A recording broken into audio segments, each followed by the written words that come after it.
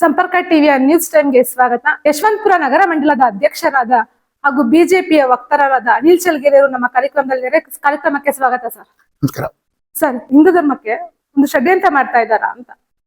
ನೋಡಿ, ಇವತ್ತು ಹಿಂದೂ ಧರ್ಮದ ಮೇಲೆ ಈಗಂತಲ್ಲ, ಕಳೆದ ಅನೇಕ ವರ್ಷಗಳಿಂದ ಹಿಂದೆ ಯುದ್ಧಗಳು ನಿಂತ ಮೇಲೆ, ಅಂದ್ರೆ ಏನು ಗಜನಿ ಗೋರಿಗಳ ಯುದ್ಧ ನಡೀತಾ ಇತ್ತು, ಆಗ ನೇರವಾಗಿ ಖಡ್ಗದ ಯುದ್ಧ ನಡೆಸಿ ನಿಮ್ಮ ಮೇಲೆ ಆಕ್ರಮಣ, ಅಂದ್ರೆ ಹಿಂದೂಗಳ ಮೇಲೆ, ಭಾರತೀಯರ ಮೇಲೆ ಆಕ್ರಮಣ ಆಗ್ತಾ ಇತ್ತು. ಆದ್ರೆ ಕಳೆದ ಕೆಲವು ಶತಮಾನಗಳಿಂದ, ಅಂದ್ರೆ ಬ್ರಿಟಿಷರು ಬಂದ ನಂತರ ಇವರು ಯಾವುದೇ ರೀತಿಯ ಖಡ್ಗಗಳಿಗೆ ಹೆದರೋದಿಲ್ಲ ಅಂತೇಳಿ ನಮ್ಮ ಎಜುಕೇಶನ್ ಸಿಸ್ಟಮ್ ಏನಿದೆ ಅದ್ರ ಮೇಲೆ ನೇರವಾಗಿ ಅಟ್ಯಾಕ್ ಮಾಡ್ಲಿಕ್ಕೆ ಪ್ರಾರಂಭ ಮಾಡಿದ್ರು.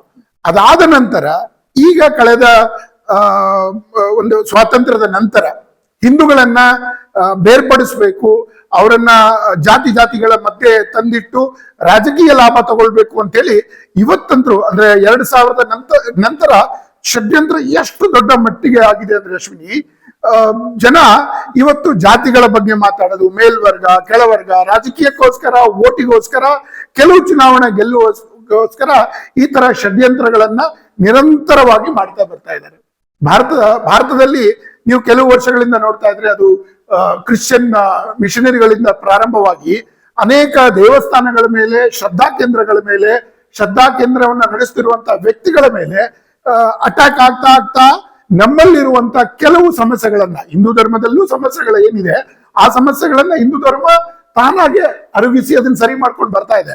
ಆದ್ರೆ ಅದನ್ನ ಎತ್ತಿ ಹಿಡಿದು ನಮಗೆ ಒಟ್ಟಾರೆ ನಮ್ಮ ಮೇಲೆ ಅಟ್ಯಾಕ್ ಮಾಡುವಂತ ಪ್ರಯತ್ನ ನಿರಂತರವಾಗಿ ನಡೀತಾ ಇದೆ. ಒಂದ್ ನೆಟ್ವರ್ಕ್ ಇದೆಯಾ ಅಂತ? ಹೌದು ಮೇಡಮ್, ಭಾರತದಲ್ಲಿ ಹಿಂದೂ ವಿರೋಧಿಗಳು ಆಗ್ಬೋದು, ಕೆಲವರು ಮನೆಗಳಿಗೆ ಹೋಗಿ ಕೆಲವು ಬಾರಿ ಅನಿಸ್ಬೋದು, ನೋಡಿ ಯಾರು ಕಷ್ಟದಲ್ಲಿರ್ತಾರೋ, ಇಂತಹ ಕಷ್ಟದ ಸಮಯದಲ್ಲಿ ನಿಮ್ ರಾಮ ಬರ್ಲಿಲ್ಲ, ನಿಮ್ ಕೃಷ್ಣ ಬರ್ಲಿಲ್ಲ, ಬನ್ನಿ ನಮ್ಮ ಹತ್ರ, ನಾವು ಕರ್ಕೊಂಡು ಹೋಗ್ತೀವಿ ನಮ್ ದೇವ್ರ ಹತ್ರ ಅಂತೇಳಿ ಶಾಲೆಯ ಫೀಸ್ ಅನ್ನು ಕೊಡ್ತೀವೋ ಅಥವಾ ನಿಮ್ಗೆ ಮೆಡಿಕಲ್ ಹೆಲ್ಪ್ ಅನ್ನು ಕೊಡ್ತೀವೋ ಅಂತೇಳಿ ಕೆಲವು ಜನ ಮಾಡಿದ್ರೆ, ಇನ್ನು ಈ ಭಾರತದ ಇತಿಹಾಸದಲ್ಲಿ ಹಿಂದೂ ಆಗಿಲ್ಲ, ಮುಂದೆಯೂ ಅಧಿಕಾರ ಮಾಡ್ಲಿಕ್ಕೆ ಬರ್ತಾ ಇರುವಂತಹ ದೇವರ ವಿಷಯಗಳಲ್ಲಿ ನಂಬಿಕೆ ಇರದಂತಹ ಕಮ್ಯುನಿಸ್ಟ್ ಐಡಿಯಾಲಜಿ ಅವರು ಬಂದು ನಮ್ಮಲ್ಲಿರುವಂತಹ ಸಮಸ್ಯೆಗಳನ್ನ ಎತ್ತಿ ಹಿಡಿದು ನಮ್ಮನ್ನ ಡಿವೈಡ್ ಮಾಡುವಂತ ಕೆಲಸ ಮಾಡ್ತಾರೆ. ಇನ್ ಮೂರನೇ ಕ್ಯಾಟಗರಿ ರಾಜಕೀಯ ಕಾರಣಕ್ಕೋಸ್ಕರ ಎಷ್ಟು ಕೆಟ್ಟದಾಗಿ ಸಾಧ್ಯವೋ ಅಷ್ಟೂ ಕೆಟ್ಟದಾಗಿ ರಾಜಕೀಯದ ಮತಗಳಿಗೋಸ್ಕರ, ಚುನಾವಣೆಗಳಿಗೋಸ್ಕರ, ಅಧಿಕಾರಕ್ಕೋಸ್ಕರ ಈ ತರದ ಹಿಂದೂ ಸಮಾಜವನ್ನ ಡಿವೈಡ್ ಮಾಡುವಂತ ಕೆಲಸವನ್ನ ಮಾಡ್ತಾ ಇರ್ತಾರೆ. ಯಾಕೆ ಯಾವಾಗ್ಲೂ ಹಿಂದೂಗಳ ಮೇಲೆ ದಬ್ಬಾಳಿಕೆ ಮಾಡ್ತಾರೆ? ಯಾಕೆ ಅಂತ ಹೇಳಿದ್ರೆ ತುಂಬಾ ಒಳ್ಳೆ ಪ್ರಶ್ನೆ. ನಮ್ಮ ಸಮಾಜದಲ್ಲಿ ನಾವು ಶತಮಾನಗಳಿಂದ ನಮ್ಮಲ್ಲಿ ಯಾವ್ಯಾವ ಪದ್ಧತಿಗಳು ಇದ್ವೋ, ಯಾವ ಸಮಾಜಕ್ಕೆ, ಯಾವುದು ಬಡವರಿಗೆ, ಯಾವುದು ಹೆಣ್ಣಿಗೆ ಸಮಸ್ಯೆ ಇದೆಯೋ ಅದೆಲ್ಲವನ್ನ ನಾವು ಅರ್ಥಕೊಂಡು ಅದನ್ನ ಸರಿಪಡಿಸ್ಕೊಂಡಿದ್ದೀವಿ. ನಮ್ಗೆ ಫಾರ್ ಎಕ್ಸಾಂಪಲ್, ನಮ್ಮಲ್ಲಿ ಹಿಂದೆ ಸತಿ ಪದ್ಧತಿ ಅಂತ ಇತ್ತು. ಸತಿ ಪದ್ಧತಿಯ ಒಂದು 100-200 ವರ್ಷದವರೆಗೆ ಆಚರಣೆ ಮಾಡ್ಕೊಂಡು ಬಂದ್ಬಿಟ್ಟಿದ್ರು. ಆದ್ರೆ ಯಾವಾಗ 1920-21 ಸಮಯದಲ್ಲಿ ಇದಕ್ಕೆ ಒಳ್ಳೇದಲ್ಲ ಅಂತ ಡಿಸೈಡ್ ಆಯ್ತು, ಅದನ್ನ ನಾವು ಬಿಟ್ಕೊಂಡ್ವಿ. ಎಷ್ಟೋ ವಿಷಯಗಳಲ್ಲಿ ನಮ್ಮ ಸಮಾಜ, ನಮ್ಮ ಹಿಂದೂ ಸಮಾಜ ನಮ್ಮನ್ನ ನಾವು ಕರೆಕ್ಷನ್ ಮಾಡ್ತಾ ಬಂದಿದೀವಿ. ಇದು ಬೇರೆ ಯಾವ ಪ್ರಪಂಚದ ಯಾವ ಧರ್ಮದಲ್ಲೂ ಹೀಗಾಗ್ಲಿಕ್ಕೆ ಸಾಧ್ಯವಿಲ್ಲ. ಒಂದೇ ದೇವರು, ಒಂದೇ ಪುಸ್ತಕ, ಒಂದೇ ನಂಬಿಕೆ, ಈ ತರದ ವಿಷಯಗಳ ಮಧ್ಯೆ ನಾವು ನಮ್ಮನ್ನ ತಿದ್ದುಕೊಂಡು ಬಂದಿದೀವಲ್ಲ, ಆ ಕಾರಣಕ್ಕೋಸ್ಕರ ನಾವು ಒಂದು ರೀತಿಯ ಸಹಿಷ್ಣುಗಳಾಗಿರೋದ್ರಿಂದ ಎಲ್ಲವನ್ನು ತಡೆದುಕೊಳ್ತೀವಿ, ಅನ್ನಿಸ್ಕೊಳ್ತೀವಿ, ತಪ್ಪಿದ್ರೆ ತಪ್ಪುಕೊಳ್ತೀವಿ. ಆ ಕಾರಣಕ್ಕೋಸ್ಕರ ಇವರೆಲ್ಲರೂ ಹಿಂದೂ ಧರ್ಮದ ಮೇಲೆ ಅಟ್ಯಾಕ್ ಮಾಡುವಂಥದ್ದು. ಬೇರೆ ಯಾರಿಗೂ ಮಾಡುವಂತ ಶಕ್ತಿ ಮತ್ತು ತಾಕತ್ತು ಇವ್ರು ಯಾರಿಗೂ ಇಲ್ಲ. ಹಾಗೆ ಧರ್ಮಸ್ಥಳದ ಹೆಸರು ಕೆಡಿಸುವಂತ ಕೆಲಸ ಆಗ್ತಿದ್ಯಾ ಅಂತ? ಹೌದು ಮೇಡಮ್, ನೋಡಿ, ಇದು ಈಗಂತಲ್ಲ, ಕಳೆದ ಕೆಲವು ವರ್ಷಗಳಿಂದ ನಮಗೆ ಕೇರಳದಲ್ಲಿ ಈ ತರದ ಶ್ರದ್ಧಾ ಕೇಂದ್ರದ ಮೇಲೆ, ಸ್ವಾಮಿ ಅಯ್ಯಪ್ಪನ ದೇವಸ್ಥಾನದಲ್ಲಿ ಈ ತರದ ಒಂದು ಆರ್ಗನೈಸ್ಡ್ ಕ್ರೈಮ್ ನಡೀತು. ಇದು ಕ್ರೈಮ್ ಅಂತಾನೆ ಕರಿತೀನಿ, ಅಥವಾ ಟೆರರಿಸಂ ಆಕ್ಟಿವಿಟಿ ಅನ್ನೋ ರೇಂಜ್ ನಾನು ಇದನ್ನ ಹೇಳ್ತೀನಿ. ಅದು ನಡೀತು. ಇನ್ನು ಅದಾದ ನಂತರ ತಿರುಪತಿಯಲ್ಲಿ ಅಡ್ಮಿನಿಸ್ಟ್ರೇಷನ್ ಅಲ್ಲಿ ಅನ್ಯ ಧರ್ಮೀಯರನ್ನ ತಂದು, ತಿರುಪತಿ ನಮ್ಮ ಇಡೀ ದೇಶಕ್ಕೆ ಅಂತ ದೊಡ್ಡ ಶ್ರದ್ಧಾ ಕೇಂದ್ರ, ಅಲ್ಲಿ ಅನ್ಯ ಧರ್ಮೀಯರನ್ನ ತಂದು ಕೂಡಿಸುವಂತ ಕೆಲಸ ಆಯ್ತು. ಶನಿ ಸಿಂಗಾಪುರದಲ್ಲಿ ಈ ತರದ ಒಂದು ಕೆಲಸವನ್ನ ಮಾಡ್ಲಿಕ್ಕಾಯ್ತು. ಈಗ ಧರ್ಮಸ್ಥಳದಲ್ಲಿ ಈ ತರದ ಒಂದು ಆಕ್ಟಿವಿಟಿ ವೆರಿ ಆರ್ಗನೈಸ್ಡ್ ಆಗಿ ಮಾಡುವಂತ ಪ್ರಯತ್ನವನ್ನ ಇವರು ಮಾಡ್ತಾ ಬಂದಿದ್ದಾರೆ. ಇದೇನು ಹೊಸದಲ್ಲ, ಹಿಂದೂ ಧರ್ಮಕ್ಕೆ ಇದೇನಲ್ಲ. ಒಂದು ಟೈಮ್ ಇತ್ತು, ಖಡ್ಗಗಳನ್ನ ತೆಗೆದುಕೊಂಡು ಖಡ್ಗವನ್ನ ಕತ್ತಿಗೆ ಹೀಗಿಟ್ಟು ನೀವು ಕನ್ವರ್ಟ್ ಆಗಿ ಇಲ್ಲ ಸಾಯಿರಿ ಅಂತ ಹೇಳ್ತಾ ಇದ್ರು. ಹಿಂದೂ ಧರ್ಮ ಎಷ್ಟು ಗಟ್ಟಿಯಾಗಿತ್ತು ನನ್ನ ನಂಬಿಕೆಗಳಲ್ಲಿ ಅಂತ ಹೇಳಿದ್ರೆ ಅವತ್ತೇ ನಾವು ಯಾವತ್ತೂ ಬಾಗಿಲ್ಲ, ಇವತ್ತಂತೂ ತಲೆ ಬಾಚೋ ಮಾತಿಲ್ಲ. ಎಲ್ಲೋ ಒಂದ್ ಕಡೆ ತಿಮ್ರೆಡ್ಡಿ ಗ್ಯಾಂಗ್ ಹೇಳಿದನ್ನ ಜನ ನಂಬಿಟ್ರ ಅಂತ? ಜನ ಪ್ರಾರಂಭದಲ್ಲಿ ತಿಮರೋಡಿ ಗ್ಯಾಂಗ್ ಅನ್ನೋದ್ಕಿಂತ ತುಂಬಾ ಇದು ಸೋಷಿಯಲ್ ಮೀಡಿಯಾ ಯುಗ. ಮೊಹಮ್ಮದ್ ಸಮೀರ್ ಅನ್ನುವ ಹುಡುಗ ಒಂದು ವಿಡಿಯೋ ಮಾಡ್ತಾನೆ. ಆ ವಿಡಿಯೋ ಆರ್ಟಿಫಿಷಿಯಲ್ ಇಂಟೆಲಿಜೆನ್ಸಿಯ ವಿಡಿಯೋಗಳನ್ನ ಉಪಯೋಗಿಸ್ಕೊಂಡು ಅನೇಕ ಕೇಸ್ಗಳನ್ನ ತಾನೇ ಕತೆ ಕಟ್ಟಿ ಖುದ್ದು ಚಿನ್ನಯ್ಯ ಯಾರನ್ನ ಮುಸುಕುದಾರಿ ಅಂತ ಹೇಳ್ತಾ ಇದ್ರು, ಅವನು 100 ಹೆಣಗಳನ್ನ ಮುಚ್ಚಿದೀನಿ ಅಂತ ಹೇಳಿದ್ರೆ ಸಮೀರನ ವಿಡಿಯೋದಲ್ಲಿ 1000ಕ್ಕಿಂತ ಹೆಚ್ಚು ಹೆಣಗಳನ್ನ ನಾವಲ್ಲಿ ಮುಚ್ಚಾಕಿದೀವಿ ಅಂತ ಹೇಳಲಿಕ್ಕೆ ಪ್ರಾರಂಭ ಮಾಡ್ದ. ಆ AI ಟೆಕ್ನಾಲಜಿ, ಆ ವಿಡಿಯೋಗಳು ಮಾಡುವ ರೀತಿ, ಅವ್ನು ಪ್ರೆಸೆಂಟ್ ಮಾಡುವುದ್ರ ಮುಖಾಂತರ ಅನೇಕ ಜನ ಯಾರು ಧರ್ಮಸ್ಥಳವನ್ನ ನೋಡಿರ್ಲಿಲ್ಲೋ, ಯಾರಿಗೆ ತಮ್ಮ ಶ್ರದ್ಧಾಕೇಂದ್ರದ ಮೇಲೆ ಸಂಪೂರ್ಣ ನಂಬಿಕೆ ಇರಲಿಲ್ವೋ, ಎಲ್ಲೋ ಇದು ನಿಜ ಅನ್ಸಕ್ಕೆ ಪ್ರಾರಂಭ ಆಗೋಗಿತ್ತು ಅಂತ ನಂಗೆ ಅನ್ಸುತ್ತೆ. ಕಳೆದ 12-13 ವರ್ಷಗಳಿಂದ ಧರ್ಮಸ್ಥಳದ ಮೇಲೆ ಈ ರೀತಿ ಆಗ್ತಾ ಇದೆ. ಇದನ್ನ ಸಮಾಜ ಒಂದ್ ರೀತಿಯಲ್ಲೆಲ್ಲೋ ಒಪ್ಪುತ್ತಾ ಇತ್ತು. ಯಾವಾಗ SIT ಒಂದು ರೇಂಜಿಗೆ ಬಂತು, ಅಲ್ಲಿಂದ ಜನಕ್ಕೆ ಇದ್ರಲ್ಲಿ ಏನೋ ತಪ್ಪಿದೆ ಅಂತ ಹೇಳಿ ಗೊತ್ತಾಗ್ತಾ ಇದೆ. ನೀವು SIT ಅಂತ ಹೇಳಿದ್ರಿ, SIT ಬಗ್ಗೆ ನಿಮ್ಗೆ ನಂಬಿಕೆ ಇದೆಯಾ? ನೋಡಿ ಮೇಡಮ್, ಒಂದು ತುಂಬಾ ಸ್ಪಷ್ಟವಾಗಿ ಹೇಳ್ತೀನಿ, ನಮ್ಮ ದೇಶ ಒಂದು ಪ್ರಜಾಪ್ರಭುತ್ವ ದೇಶ.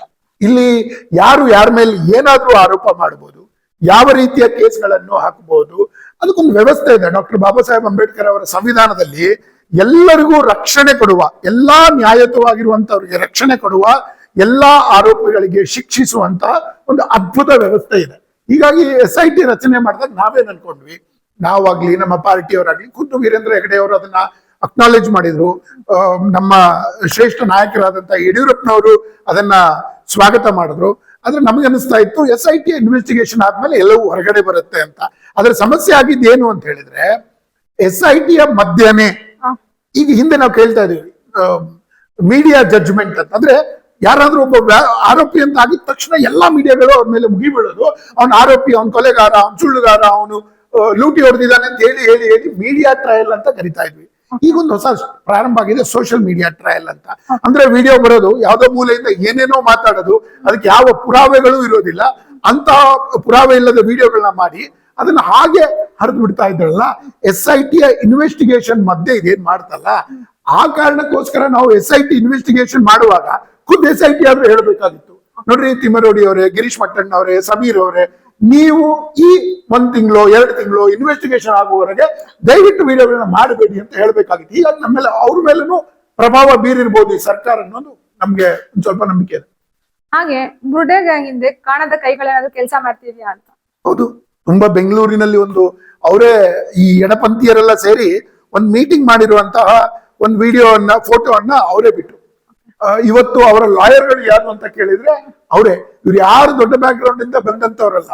ಅದು ಇಷ್ಟು ಫಾಸ್ಟ್ ಆಗಿ ಇವರಿಗೆ ಲಾಯರ್ಗಳು ಸಿಗ್ತಾರೆ, ಇವ್ರಿಗೆ ಬೇಲ್ಗಳು ಸಿಗುತ್ತೆ, ಇವ್ರ ಪರವಾಗಿ ಮಾತನಾಡಂತವ್ರು ದೊಡ್ಡ ಒಂದು ಕೈವಾಡ ಇದೆ. ಇವ್ರು ಮಾಡಿರುವಂತಹ ವಿಷಯಗಳನ್ನ ಆಂಪ್ಲಿಫೈ ಅನ್ನೋ ವರ್ಡ್ ಇದೆ. ನಾವು ಹೇಗೆ ನಮ್ಮ ಮೊಬೈಲ್ ಅಲ್ಲಿ ಹಾಕಿ ಆಂಪ್ಲಿಫೈ ಮಾಡ್ತೀವೋ ಅದನ್ನ ಸ್ಪೀಕರ್ಗಳ ಮುಖಾಂತರ, ಅದೇ ತರ ಇವರಿಗೆ ಇವರ ಮೊಬೈಲ್ಗಳಲ್ಲಿ ರೆಕಾರ್ಡ್ ಆಗಿರುವಂತಹ ವಿಷಯಗಳನ್ನ ಆಂಪ್ಲಿಫೈಯರ್ ಆಗಿ ಕೆಲಸ ಮಾಡುವಂತ ಎಕೋಸಿಸ್ಟಮ್ ಇದೆ.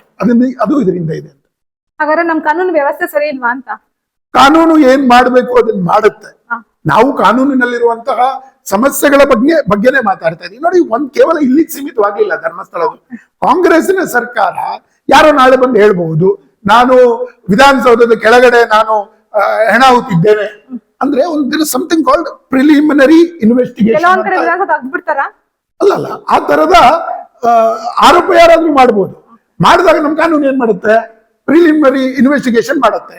ಇವನ್ ಕೇಸ್ ಮಾಡಿದಾನೆ XYZ, ಇವನ ಬ್ಯಾಕ್ ಗ್ರೌಂಡ್ ಏನು, ಇವನ್ ಯಾವ ಕಡೆಯಿಂದ ಬಂದಿದ್ದಾನೆ, ಇವನ್ಗೆ ಯಾರಾದ್ರೂ ಹಣ ಕೊಟ್ಟಿದ್ದಾನೆ, ಕಳೆದ 2 ತಿಂಗಳಿಂದ ಯಾರ ಜೊತೆ ಮಾತಾಡಿದ್ದಾನೆ, ನಿಜವಾಗ್ಲೂ ಇವನು ಅಲ್ಲಿದ್ನ, ಅಥವಾ ಇವನು ಆರೋಪ ಮಾಡ್ತಾ ಇರುವಂತ ವ್ಯಕ್ತಿ ಹೇಗೆ, ಇದೆಲ್ಲವನ್ನ ಮಾಡಿ ಆಮೇಲೆ ವಿಧಾನಸೌಧದ ಬಗ್ಗೆ ಆಗಿದೆನೋ ಇಲ್ಲವೋ ಅಂತ ಹೇಳಿ ಕಾನೂನಿನಲ್ಲಿ ಅದನ್ನು ವಿಚಾರ ಮಾಡಬಹುದು, ಕೇಸ್ ಮಾಡಬಹುದು ಯಾರಾದ್ರೂ, ಅದರಲ್ಲಿ ನಮ್ಮ ಸಂವಿಧಾನದಲ್ಲಿ ಅವಕಾಶ ಇದೆ. ಹಾಗಂತ ಯಾವುದೇ ರೀತಿಯ ಪ್ರಿಲಿಮಿನರಿ ಇನ್ವೆಸ್ಟಿಗೇಷನ್ ಮಾಡದೆ ಇವತ್ತು ಅದೇ ಮುಸುಕುದಾರಿ ಬಂದು ಅದೇ ಕಾನೂನು ಮುಂದೆ ಹೇಳ್ತಾ ಇದ್ದಾನೆ, ನನ್ಗೆ ಪುಸ್ಲಾಯಿಸಿದ್ರು, ನನ್ಗೆ ಗೊತ್ತಾಗ್ಲಿಲ್ಲ, ಇವರೆಲ್ಲ ಗ್ಯಾಂಗ್ ನನ್ನ ಮನೇಲಿ ಕೂತ್ಕೊಂಡು ತಲೆ ಕೆಡಿಸಿದ್ರು, ನಾನು ಮಾತಾಡ್ತೀನಿ ಅಂತ ಅವ್ನು ಹೇಳ್ತಾ ಇದ್ದೀನಿ. ಇದರ ಅರ್ಥ ನೀವು ಕಾಂಗ್ರೆಸ್ಸಿನ ಸರ್ಕಾರ ಎಲ್ಲೋ ಇದರಲ್ಲಿ ಫೇಲ್ ಆಗಿದೆ ಅಂತ ನೇರವಾಗಿ ಆರೋಪ ಮಾಡ್ತಾ ಇದ್ದೀನಿ. ಹಾಗೆ ಸುಧಾಕರ್ ಭಟ್ರು ಯಾಕೆ ಯೂಟರ್ನ್ ನೋಡಿದ್ರು ಅಂತ. ಯಾವುದೇ ಸುಳ್ಳು ತುಂಬಾ ದಿವಸ ನಡೆಯೋದಿಲ್ಲ, ಇದಕ್ಕೇನು ಹೊಸದೇನಿಲ್ಲ. ನನಗನ್ಸ ಮಟ್ಟಿಗೆ ಅನನ್ಯ ಭಟ್ ಅನ್ನುವಂತಹ ಹುಡುಗಿನೇ ಇರಲಿಲ್ಲ. ಅಕಸ್ಮಾತ್ ಆಗಿ ಯಾರಾದ್ರೂ ಮಗಳಿದ್ರೆ ಎಲ್ಲಾದ್ರೂ ಒಂದು ನಿಜವಾದ ಫೋಟೋ, ಎಲ್ಲಾದ್ರೂ ಒಂದು ಡಾಕ್ಯುಮೆಂಟು, ಅಥವಾ ಎಲ್ಲಾದ್ರೂ ಒಂದು ವಿಡಿಯೋನೋ ಇನ್ನೇನೋ ಅವ್ರ ಫ್ರೆಂಡ್ಸು ಏನಾದ್ರೂ ಬಂದು ಹೇಳ್ಬೇಕಲ್ಲ ಮೇಡಮ್. ಎಷ್ಟು ದಿವಸ ಅಂತ ಕತೆ ಕಟ್ಟಿ ಹೇಳಲಿಕ್ಕೆ ಸಾಧ್ಯ? ಧರ್ಮಸ್ಥಳದ ಒಟ್ಟು ವಿಷಯದ ಬಗ್ಗೆ ಹೇಳ್ಬೇಕು ಅಂತ ಹೇಳಿದ್ರೆ ಇವ್ರು ಏನ್ ಮಾಡಿದ್ದಾರೆ, ಯಾರು ಆರೋಪಿ ಅಂತ ಮೊದಲು ನಿರ್ಧಾರ ಮಾಡಿದ್ದಾರೆ, ಇವರೇ ಆರೋಪಿ ಅಂತ ನಿರ್ಧಾರ ಮಾಡಿ ಅದ್ರ ಸುತ್ತ ಕತೆ ಕಟ್ಟಲಿಕ್ಕೆ ಪ್ರಾರಂಭ ಮಾಡಿದ್ದಾರೆ. ಆ ತರ ಇನ್ವೆಸ್ಟಿಗೇಷನ್ ನಡೆಯೋದಿಲ್ಲ. ಅಲ್ಲಿ ಏನಾಗಿದೆ ಅದನ್ನ ಹೇಳ್ಬೇಕಾಗುತ್ತೆ. ಅದಾದ ನಂತರ ಇನ್ವೆಸ್ಟಿಗೇಷನ್ ಪೊಲೀಸ್ ಕೆಲಸ, ಇವ್ರ ಕೆಲಸ ಅಲ್ಲ. ಹಾಗೆ ನೀವು ಹಿಂದೂ ಹೋರಾಟಗಾರರು ಅಂತ ಹೇಳಿದ್ರಿ, ಬುಡೇಗಂಗ್ ಅವರು ಕೂಡ ಹಿಂದೂ ಹೋರಾಟಗಾರರು ಅಂತ ಹೇಳ್ತಿದ್ದಾರೆ. ಹಾಗಾದ್ರೆ ಯಾರು ಹಿಂದೂ ಹೋರಾಟಗಾರರು ನಿಜವಾಗ್ಲಿ ಅಂತ? ನೋಡಿ, ಯಾರು ಧರ್ಮದ ಕೆಲಸ ಮಾಡ್ತಾ ಇರ್ತಾರೋ ಅವರನ್ನ ಹಿಂದೂ ಹೋರಾಟಗಾರರು ಅಂತ ಹೇಳ್ತಾರೆ. ಅದನ್ನ ಧರ್ಮಸ್ಥಳದ ಮಂಜುನಾಥ ಅಣ್ಣಪ್ಪ ನಿಶ್ಚಯ ಮಾಡ್ತಾರೆ. ನನ್ಗೆ ಯಾರೋ ಹಿಂದೂಗಳ ಮೇಲೆ ಧ್ವನಿ ಎತ್ತಬಾರ್ದು ಅಂತ ಏನೂ ಇಲ್ಲ ಮೇಡಮ್. ಯಾರ ಮೇಲಾದ್ರೂ ಧ್ವನಿ ಎತ್ತಲಿ, ಏನಾದ್ರೂ ಹೇಳಿ, ಅದ್ರ ಒಂದು ಸಿಸ್ಟಮ್ ಇದೆ, ಒಂದು ಕಾನೂನು ಅಂತ ಇದೆ. ಆ ಕಾನೂನು, ಆ ಸಿಸ್ಟಮ್ ಅನ್ನ ಹೊರತುಪಡಿಸಿ ನೀವು ಗಲ್ಲಿಗಳಲ್ಲಿ ಅವ್ರ ಹೆಸರನ್ನ ಕೆಡಿಸೋದು. ನಾನೊಂದು ಸಣ್ಣ ಉದಾಹರಣೆ ಹೇಳ್ತೀನಿ. ಮನೆ ಒಂದು ಚೆನ್ನಾಗಿ ನಡೀತಾ ಇರಬೇಕಾದ್ರೆ ಮನೆ ಕೆಡಿಸ್ಬೇಕು ಅಂದ್ರೆ ಏನ್ ಮಾಡ್ತಾರೆ ಗೊತ್ತಾ?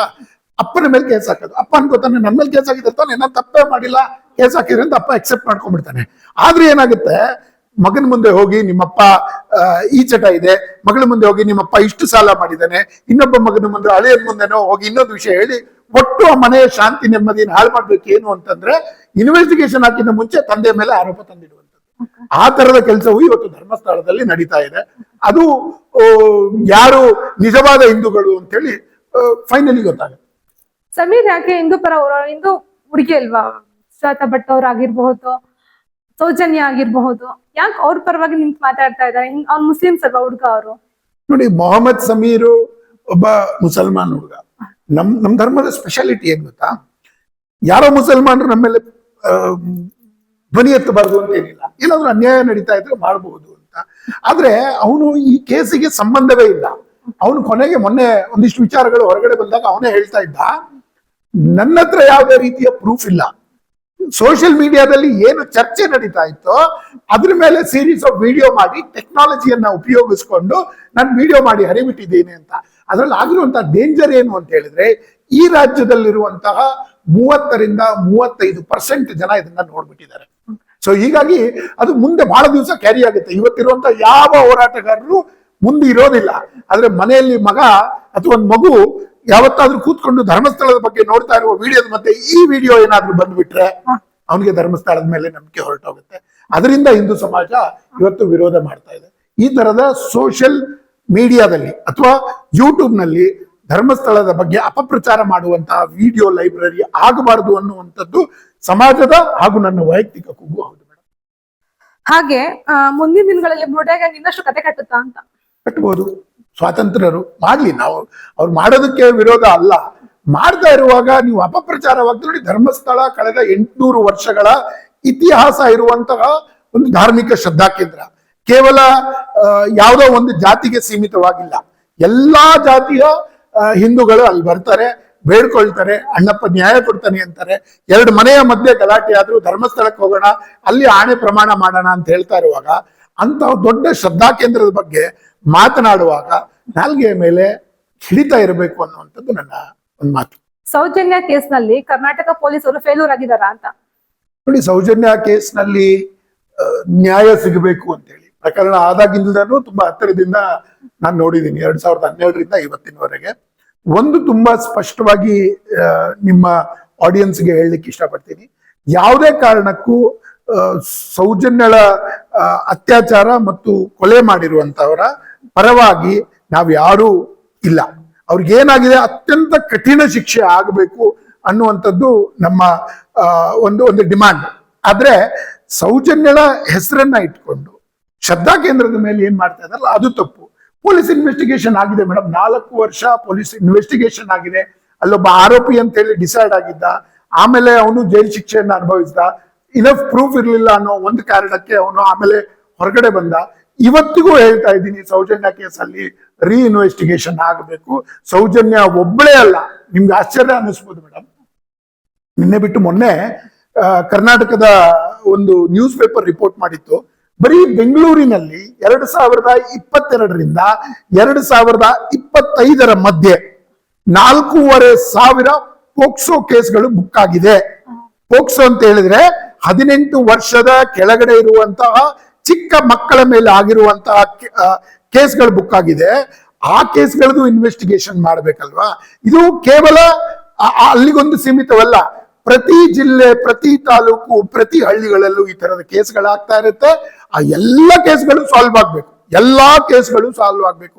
ಯಾರೋ ಶ್ರೀಮಂತರಿದ್ದಾರೆ, ಅವರು ಅದಕ್ಕೆ ನಿರಾಧಾರವಾಗಿ ಆರೋಪ ಮಾಡೋಣ, ಯಾರೋ ಶ್ರದ್ಧಾ ಕೇಂದ್ರ ನಡೆಸ್ತಾರೆ, ಅವ್ರ ಮೇಲೆ ನಿರಾಧಾರವಾಗಿ ಆಪಾದನೆ ಮಾಡೋಣ, ಇದು ನಮ್ ಕೆಲಸ ಅಲ್ಲ. ಸಮಾಜ ಕಂಪ್ಲೇಂಟ್ ಮಾಡಬೇಕು, ಪ್ರೂಫ್ ಗಳನ್ನ ಕೊಡಬೇಕು, ಪೊಲೀಸರು ಇನ್ವೆಸ್ಟಿಗೇಷನ್ ಮಾಡ್ತಾರೆ. ಹೀಗಾಗಿ ಪೊಲೀಸ್ ವ್ಯವಸ್ಥೆ ಮೇಲೆ ಇವತ್ತಿಗೂ ನಂಬಿಕೆ ಇದೆ. ಅದೇನ್ ಇನ್ವೆಸ್ಟಿಗೇಷನ್ ಅದೆಲ್ಲವೂ ಅದೇ ರೀತಿಯಲ್ಲಿ ಆಗ್ಬೇಕು. ಒಂದು ಡೌಟ್ ನನಗೇನು ಅಂತ ಹೇಳಿದ್ರೆ, ಕಾಂಗ್ರೆಸ್ಸಿನ ಅನೇಕ ಜನ ಡುವೆಲ್ ಗೇಮ್ ಅನ್ನ ಮಾಡ್ತಾ ಇದ್ದಾರೆ. ರಾಜ್ಯ ಸರ್ಕಾರದ ಹಿಂದೆ ಕೂತ್ಕೊಂಡು ಯಾರು ಈ ಬುದ್ಧಿಜೀವಿಗಳು ಸರ್ಕಾರ ಮತ್ತು ಸಿದ್ದರಾಮಯ್ಯ ಮೇಲೆ ಪ್ರೆಷರ್ ಹಾಕ್ತಾ ಇದ್ದಾರೋ, ಯಾರು CM ಆಫೀಸ್ಗೆ ಆಕ್ಸೆಸ್ ಇಟ್ಕೊಂಡು ಕೆಲಸ ಮಾಡ್ತಾ ಇದ್ದಾರೋ, ಅವರು ಇದ್ರ ಹಿಂದೆ ಇದ್ದಾರೆ ಅನ್ನೋದು ನಮ್ಮ ಆರೋಪ. ಹಾಗೆ ಧರ್ಮಸ್ಥಳ ಹಿಂದೂ ದೇವರು, ಜೈನರ ಆಡಳಿತ ಆಗ್ಬೇಕು ಅಂತ ಅದ್ರಲ್ಲಿ ಏನ್ ತಪ್ಪಿಲ್ವಾ ಮೇಡಮ್? ತಪ್ಪೇನಿದೆ? ಜೈನ ಧರ್ಮದ ಅವರೆಲ್ಲೂ ಜೈನ ಧರ್ಮದ ಪದ್ಧತಿಗಳನ್ನ ಅದ್ರ ಒಳಗಡೆ ಇಟ್ಕೊಂಡಿಲ್ಲ. ಅವರು ಜೈನರು ಅಂತ ಹೇಳಿದ್ರು ಕಳೆದ 55 ವರ್ಷಗಳಿಂದ. ನನ್ಗೆ ಗೊತ್ತಿಲ್ಲ ಯಾಕೆ ಸಮಾಜದಲ್ಲಿ ಈ ಪ್ರಶ್ನೆ ಬಂತು ಅಂತ. ಎಷ್ಟೋ ಈ ರಾಜ್ಯದ 90% ಜನರಿಗೂ, ಧರ್ಮಸ್ಥಳಕ್ಕೆ ಹೋಗಿ ಬರುವಂತವರಿಗೂ ಯಾವತ್ತೂ ವೀರೇಂದ್ರ ಹೆಗಡೆ ಅವರು ಜೈನರು ಅಂತ ಹೇಳಿ ಯಾವತ್ತೂ ಅನ್ಸಿರ್ಲಿಲ್ಲ. ಅಲ್ಲಿ ನಡೆಯುವಂತ ಎಲ್ಲಾ ವಿಧಿವಿಧಾನಗಳು, ಹೋಮಗಳು, ಹವನಗಳು, ಪೂಜೆಗಳು, ಮಂಗಳಾರತಿ ಏನ್ ನಡೆದ್ರು ಅದು ಹಿಂದೂ ಧರ್ಮದ ಪ್ರಕಾರವೇ ನಡೀತಾ ಇದ್ರು. ಅವರು ಅದನ್ನು ತುಂಬಾ ಜವಾಬ್ದಾರಿಯುತವಾಗಿ ನಡೆಸ್ಕೊಂಡು ಹೋಗ್ತಾ ಇದ್ದಾರೆ. ನಮ್ಮ ಧರ್ಮಕ್ಕಂತೂ ಈ ತರದ ಯಾವುದೇ ಸಂಶಯ ಇಲ್ಲ. ಹೀಗಾಗಿ ಜನರಲ್ಲೂ ಅದು ಯಾವತ್ತೂ ಬಂದಿಲ್ಲ. ಇವರು ಒಂದ್ ಸ್ವಲ್ಪ ಡಿವಿಷನ್ ಮಾಡಬೇಕು ಅಂತ ಹೇಳಿ ಕೆಲವು ಜನ ಅದನ್ನ ಹುಟ್ಟು ಹಾಕಿದ್ದಾರೆ. ಅಷ್ಟು ಬಿಟ್ಟರೆ ಸಮಾಜಕ್ಕೆ ಯಾವತ್ತೂ ಆ ಸಂಶಯ ಇಲ್ಲ. ಯಾಕೆ ಡೌಟ್ ಬರ್ತಾ ಇದೆ ಅಂತಂದ್ರೆ, ಇಷ್ಟ ದಿವಸ ಧರ್ಮಸ್ಥಳದ ಧರ್ಮಾಧಿಕಾರಿಗಳು ಅವ್ರೇನು ಯಾವುದೇ ಅಧಿಕಾರದಲ್ಲಿ ಇರ್ಲಿಲ್ಲ. ಈಗ ಸಂಸಾರ ಸ್ಥಾನ ಕೊಟ್ಮೇಲೆ ಅವ್ರಿಗೆ ಈ ತರದ್ದೆಲ್ಲ ಆಪಾದನೆಗಳು ಬರ್ತಾ ಇದೆಯಾ? ಕೆಲವೊಂದ್ ಕಡೆ ಆಪಾದನೆಗಳು ಮಾಡ್ತಾ ಇದ್ದಾರ ಅವ್ರ ಮೇಲೆ ಅಂತ ಇರಬಹುದು. ನಾನು ಅದ್ರ ಬಗ್ಗೆ ಕನ್ಫರ್ಮ್ಡ್ ಆಗಿ ಹೇಳೋದಿಲ್ಲ. ನಾನು ಧರ್ಮಸ್ಥಳದ ಬಗ್ಗೆ ಒಟ್ಟು ವಿಚಾರದಲ್ಲಿ ನಾನು ಮಾತನಾಡ್ಲಿಕ್ಕೆ ಪ್ರಾರಂಭ ಮಾಡಿದ್ದು ಕೇವಲ ವೀರೇಂದ್ರ ಹೆಗಡೆ ಅಥವಾ ಇನ್ಯಾರೋ ಅವ್ರು ಸಲುವಾಗಲ್ಲ. ವೀರೇಂದ್ರ ಹೆಗಡೆ ಮತ್ತು ಧರ್ಮಸ್ಥಳ ಎರಡೂ ಒಂದೇ. ಹೇಗಾಗಿದೆ ಅಂದ್ರೆ, ಸಮಾಜಕ್ಕೆ ಧರ್ಮಸ್ಥಳಕ್ಕೆ ಹೋಗ್ತೀವಿ ಅಂತ ಹೇಳಿದ್ರೆ ವೀರೇಂದ್ರ ಹೆಗಡೆ ಅವರ ಆಶೀರ್ವಾದವನ್ನ ತಗೊಳ್ತೀನಿ ಅಂತ, ಎರಡು ಒಂದೇ ಆಗಿದೆ. ನಮಗೇನು ಅಂತ ಹೇಳಿದ್ರೆ, ನಮ್ ಪಾಯಿಂಟ್, ನಮ್ ಶ್ರದ್ಧಾ ಕೇಂದ್ರದ ಮೇಲೆ ನಿಮ್ಗೆ ಯಾಕೆ ಸಂಶಯ? ಮೊಹಮ್ಮದ್ ಸಮೀರ್ ನಂತಹ ಒಬ್ಬ ಯೂಟ್ಯೂಬರು ಬಂದ್ಬಿಟ್ಟು ಯಾವುದೇ ಜವಾಬ್ದಾರಿ ಇಲ್ದೇನೆ ವಿಡಿಯೋ ಮಾಡಿ ರಾಜ್ಯದ 2 ಕೋಟಿ ಜನ ಅದನ್ನ ನೋಡ್ತಾರೆ ಅಂತ ಹೇಳಿದ್ರೆ, ಅಲ್ಲಿ ಅಟ್ಯಾಕ್ ಆಗ್ತಾ ಇರುವಂತದ್ದು ನಮ್ಮ ಧರ್ಮದ ಮೇಲೆ, ನಮ್ಮ ಶ್ರದ್ಧಾ ಕೇಂದ್ರದ ಮೇಲೆ. ಇವತ್ತು ಈ ತರ ಆಗುತ್ತೆ. ಇನ್ನೊಂದು 20 ವರ್ಷ ಆದ್ಮೇಲೆ ಎಕ್ಸ್ಪ್ಲನೇಷನ್ ಕೊಡ್ಲಿಕ್ಕೆ ಇವತ್ತು ಯಾರು ಅಲ್ಲಿ ವಸಂತ ಗಿಳಿ ಯಾರಿದಾರೋ, ಚಕ್ರವರ್ತಿ ಸೂಲಿಬೆಲಿ ಇದ್ದಾರೋ, ಅಥವಾ ಇನ್ಯಾರು ಅದ್ರ ಪರವಾಗಿ ಹೋರಾಟ ಮಾಡ್ತಾ ಇದ್ದಾರೋ, ಅದನ್ನ ಎಕ್ಸ್ಪ್ಲನೇಷನ್ ಮಾಡುವಂತ, ಅದನ್ನ ಸರಿಪಡಿಸುವಂತವ್ರು ನಾವು ಯಾರು ಇರ್ಲಿಕ್ಕಿಲ್ಲ. ಆದ್ರೆ ಆ ವಿಡಿಯೋಗಳು ಓಡುತ್ತೆ ಮೇಡಮ್. ಹೀಗಾಗಿ ನಮ್ದೇನಿದ್ರು ಧರ್ಮದ ಪರವಾಗಿ ನಿಂತ್ಕೊಂಡಿದೀವಿ. ಆ ಧರ್ಮ ಚೆನ್ನಾಗಿದೆ, ಅದು ಉಳಿಬೇಕು. ಆ ಶ್ರದ್ಧಾ ಕೇಂದ್ರ ತುಂಬಾ ಚೆನ್ನಾಗಿ ನಡ್ಕೊಂಡ್ ಬಂದಿದೆ, ಅದನ್ನ ಉಳಿಸ್ಕೊಂಡು ಹೋಗ್ಬೇಕು ಅನ್ನುವಂಥದ್ದು ನಮ್ಮ ಆಸೆ. ಹಾಗೆ ಕೊನೆ ಪ್ರಶ್ನೆ, ಒಟ್ಟಾರೆಯಾಗಿ ಧರ್ಮಸ್ಥಳದ ಬಗ್ಗೆ ನಿಮ್ಗೆ ಏನ್ ಒಪಿನಿಯನ್ ಇದೆ? ನೀವು ಏನ್ ವ್ಯಕ್ತಪಡಿಸ್ತೀರಾ? ಧರ್ಮದ ಬಗ್ಗೆ ಆಗಿರ್ಬೋದು, ಈಗ ನಡೀತಾ ಇರುವಂತ SIT ತನಿಖೆ ಆಗಿರ್ಬೋದು, ಸೌಜನ್ಯ ಪ್ರಕರಣ ಆಗಿರ್ಬೋದು, ಇದ್ರ ಬಗ್ಗೆ ತಮ್ಮ ಅಭಿಪ್ರಾಯ? ನಾನು ಒಟ್ಟಾಗಿ ಓವರ್ ವ್ಯೂ ಹೇಳ್ಬೇಕು ಅಂತ ಹೇಳಿದ್ರೆ, ಸೌಜನ್ಯಾಳ ಅತ್ಯಾಚಾರದ ನಂತರ ಪ್ರಾರಂಭ ಆಗಿರುವಂತಹ ವಿಷಯ ಇದು. ಅಲ್ಲಿಂದ ಪ್ರಾರಂಭವಾಗಿ ಈ ವರ್ಷ ಮಾರ್ಚ್ ಏಪ್ರಿಲ್ ವರೆಗೆ ಸೌಜನ್ಯಳಿಗೆ ಮಾತ್ರ ಸೀಮಿತವಾಗಿತ್ತು ಮತ್ತು ಒಂದು ಜಿಲ್ಲೆಯ ಸಮಸ್ಯೆ ಆಗಿತ್ತು. ಪ್ರತಿ ಜಿಲ್ಲೆಯಲ್ಲೂ ಸೌಜನ್ಯಳಂತಹ ನ್ಯಾಯ ಸಿಗದಂತಹ ಅನೇಕ ಪುಟ್ಟ ಮಕ್ಕಳು ಮೇಲೆ ಅತ್ಯಾಚಾರ ಮತ್ತು ಕೊಲೆಯಾಗಿದೆ. ಅವೆಲ್ಲವನ್ನ ಇನ್ವೆಸ್ಟಿಗೇಷನ್ ಆಗ್ಬೇಕು, ಎಲ್ಲವೂ ಇನ್ವೆಸ್ಟಿಗೇಷನ್ ಆಗ್ಬೇಕು. ಯಾರು ಹೋರಾಟ ಮಾಡಿ ಇವತ್ತು ಆ ಜಿಲ್ಲೆಯಲ್ಲಿ ಒಂದೇ ನಡೀತಾ ಇದೆ ಅಂತ ಹೇಳಿದ್ರೆ, ದಯವಿಟ್ಟು ನಾನು ಹೇಳ್ತೀನಿ, ಇವತ್ತು ರಾಯಚೂರು, ಗುಲ್ಬರ್ಗ, ಯಾದಗಿರಿ, ಬಿಜಾಪುರ, ಬಳ್ಳಾರಿ, ಮಂಗಳೂರು, ಬೇರೆ ಬೇರೆ ಕಡೆ ಹೋಗಿ ನೋಡಿ, ಪ್ರತಿ ಜಿಲ್ಲೆಯಲ್ಲೂ ಇನ್ವೆಸ್ಟಿಗೇಷನ್ ಮಾಡಿಸಿ, ಎಲ್ಲೆಲ್ಲಿ ಸಮಸ್ಯೆ ಆಗಿದೆ ನೀವು ಹೋರಾಟ ಮಾಡಿ, ನಿಮ್ ಜೊತೆಗೆ ಇಡೀ ಸಮಾಜ ನಿಲ್ಲುತ್ತೆ. ಯಾರೇ ಆರೋಪಿಯಾಗಿದ್ರು ಅವ್ರ ವಿರುದ್ಧ ಇಡೀ ಹಿಂದೂ ಸಮಾಜ ನಿಲ್ಲುತ್ತೆ, ಸಂಶಯನೇ ಇಲ್ಲ ಅದರಲ್ಲಿ. ಆದ್ರೆ ಧರ್ಮಸ್ಥಳ ನಮ್ಮ ಶ್ರದ್ಧಾ ಕೇಂದ್ರ 800 ವರ್ಷಗಳ ಇತಿಹಾಸ ಇರುವಂತಹ ಆ ಧರ್ಮಸ್ಥಳದ ಮೇಲೆ ಯಾವುದೇ ಪುರಾವೆ ಇಲ್ಲದೆ ಕೇವಲ ಅಲ್ಲಿ ಯಾರೋ ಮಿಸ್ ಆಗ್ಬಿಟ್ಟಿದ್ದಾರೆ. ಮೊನ್ನೆ ಒಂದು ವಿಡಿಯೋನ ರಿಲೀಸ್ ಮಾಡಿದ್ರು ಗಿರೀಶ್ ಮಠನ್ ಅವರು, ಆ ವಿಡಿಯೋ ನೋಡ್ತಾ ಇದ್ದೆ. ನೋಡ್ರಿ ಎಷ್ಟು ಅನ್ಯಾಯ ಆಗಿದೆ, ಇಲ್ಲಿ ಮಿಸ್ಸಿಂಗು. ಹೌದು ಸ್ವಾಮಿ, ಎಲ್ಲಾ ಕಡೆ ಮಿಸ್ಸಿಂಗ್ ಆಗಿದೆ, ಅವ್ರಿಗೆಲ್ರಿಗೂ ನ್ಯಾಯ ಸಿಗಬೇಕು, ಅದರಲ್ಲಿ ಯಾವುದೇ ರೀತಿಯ ಸಂಶಯನೇ ಬೇಡ. ಹಾಗಂತ ನಿಮ್ಮದೇ ಕಲಬುರಗಿ ಜಿಲ್ಲೆಯಲ್ಲಿ ಏನಾಗಿದೆ ಗಿರೀಶ್ ಅಂತ ಒಂದ್ಸಲಿ ಚೆಕ್ ಮಾಡಿದೀರಾ? ಪಕ್ಕದ ಯಾದಗಿರಿಯಲ್ಲಿ ಏನಾಗಿದೆ ಅಂತ ಒಂದ್ಸಲಿ ಚೆಕ್ ಮಾಡಿದೀರಾ? ರಾಯಚೂರಲ್ಲೋ, ಬಳ್ಳಾರಿಯಲ್ಲೋ, ಬೆಂಗಳೂರಲ್ಲಿ ಆಗಿರುವಂತ 4,500 ಪ್ರಕರಣಗಳಲ್ಲಿ 187 ಅಂದ್ರೆ 98% ಜನ ಆ ಪೋಕ್ಸೋ ಕೇಸ್ಗಳಿಂದ ಮುಕ್ತರಾಗಿದ್ದಾರೆ. ಹಾಗಾಗಿ ನಾನು ಹೇಳೋದು, ಈ ಹೆಸರುಗಳನ್ನ ಮುಂದೆ ಇಟ್ಕೊಂಡು, ಹೆಣ್ಣು ಅತ್ಯಾಚಾರ ಈ ಹೆಸರುಗಳನ್ನ ಮುಂದೆ ಇಟ್ಕೊಂಡು ಯಾರೋ ಒಬ್ರು ಆರೋಪಿ ಅಂತ ಮೊದಲು ನಿಶ್ಚಯ ಮಾಡಿ ಅವ್ರ ಮೇಲೆ ಈ ತರದ ಊಹಾಪೋಹಗಳನ್ನು ಹೇಳಿ ನಮ್ಮ ನಂಬಿಕೆ ಇರುವಂತಹ ಶ್ರದ್ಧಾ ಕೇಂದ್ರದ ಮೇಲೆ, ವಿಶೇಷವಾಗಿ ಸೋಷಿಯಲ್ ಮೀಡಿಯಾ ಯುಗ, ಈಗ ನಾವೆಲ್ಲ ಇರ್ಬೋದು, ನಾವೆಲ್ಲ ಹೋಗ್ಬಿಡ್ಬೋದು. ಇಮ್ಯಾಜಿನ್ ಮಾಡ್ಕೊಳ್ಳಿ, 1960ರಲ್ಲಿ ಯಾರೋ ಈ ವಿಡಿಯೋಗಳನ್ನ ಒಂದು ರೂಮಲ್ಲಿ ಕೂತ್ಕೊಂಡು ನೋಡ್ತಾ ಇದ್ದೇನೆ, ಧರ್ಮಸ್ಥಳ ಏನು ಅಂತ. ನಾಳೆ ನನ್ನ ಅಪ್ಪ ಕರ್ಕೊಂಡು ಹೋಗ್ತಾ ಇದ್ದಾನೆ, ಧರ್ಮಸ್ಥಳ ಏನಂತ ನೋಡುವಾಗ 4ನೇ 5ನೇ ವಿಡಿಯೋ ಸಮೀರ್ ಅಂತ ಬಂದ್ರೆ ಆ ಹುಡುಗನಿಗೆ ಕ್ಲಾರಿಫಿಕೇಶನ್ ಕೊಡ್ಲಿಕ್ಕೆ ಅವ್ರ ಅಪ್ಪಂಗೂ ಈ ವಿಷಯ ಗೊತ್ತಿರೋದಿಲ್ಲ, ಆ ಮಗುಗೂ ಗೊತ್ತಿರೋದಿಲ್ಲ. ಹೀಗಾಗಿ ಇದೊಂದು ಡೇಂಜರಸ್ ಫಿನಾಮಿನಾ. ಇದನ್ನ ಇಲ್ಲೇ ಸ್ಟಾಪ್ ಮಾಡಬೇಕು ಸರ್ಕಾರ. ಈ ಯಾರು ಆರೋಪ ಮಾಡಿದಾರೋ ಅವರೆಲ್ಲರನ್ನ ಬಾಯಿ ಮುಚ್ಚಿಸ್ಬೇಕು. ಇನ್ವೆಸ್ಟಿಗೇಷನ್ ಆಗೋವರೆಗೆ ಒಂದೇ ಒಂದು ಪದ ನೀವು ಮಾತಾಡಬಾರ್ದು ಅಂತ ಹೇಳಿ ಅವ್ರ ಮೇಲೆ ಆಗ್ರಹ ಮಾಡಬೇಕು ಅನ್ನುವಂಥದ್ದು ನನ್ನ ಒಂದು ರಿಕ್ವೆಸ್ಟ್. ಧರ್ಮಸ್ಥಳ ನಮ್ಮ ಶ್ರದ್ಧಾ ಕೇಂದ್ರ. ತಪ್ಪು ಮಾಡಿದವರಿಗೆ ಯಾವುದೇ ಕಾರಣಕ್ಕೂ ಆ ಮಂಜುನಾಥ ಬಿಡೋದಿಲ್ಲ, ಆರೋಪಿಗಳು ಒಳಗಡೆ ಹೋಗ್ತಾರೆ ಅಂತ ಹೇಳಿ ನನಗೆ ಧನ್ಯವಾದ. ಹಿಂದೂ ದೇವ್ರ ಬಗ್ಗೆ ಯಾರು ಮಾತಾಡಿದ್ರೆ ಕೂಡ ನಾವು ಸಹಿಸಲ್ಲ ಅಂತ ನಮ್ಮ ಜೊತೆಗೆ ಇಷ್ಟೋ ತನಕ ಸವಿಸ್ತಾರವಾಗಿ ಮಾತನಾಡಿ ತಮ್ಮ ಅಭಿಪ್ರಾಯನ ವ್ಯಕ್ತಪಡಿಸಿದಂತ ಅನಿಲ್ ಚಳ್ಕೆರೆ ಸರ್ಗೆ ಧನ್ಯವಾದಗಳು ಸರ್. Thank you madam. ನಿಮಗೂ ನಿಮ್ಮ ಚಾನೆಲ್ಗೂ ಒಳ್ಳೆಯದಾಗಿ.